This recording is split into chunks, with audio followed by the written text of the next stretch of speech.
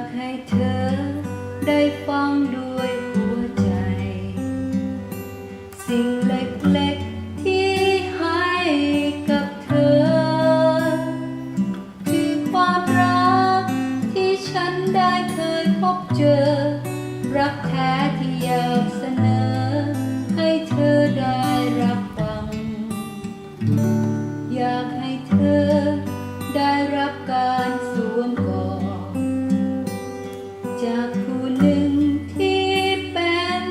ความหวังหลับตาลงให้หัวใจเธอได้ฟังขอแค่โอกาสสักครั้งให้เธอได้เปิดใจ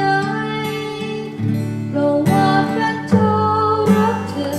จนได้ประทานพระบุตรองค์เดียวเข้ามาในโลกนี้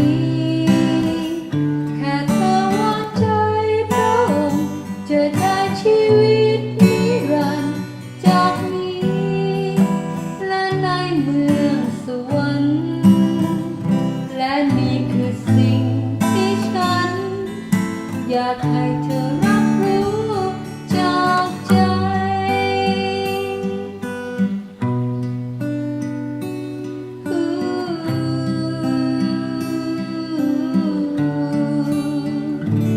อยากให้เธอได้ฟังด้วยหัวใจสิ่งเล็กๆที่ให้กับเธอ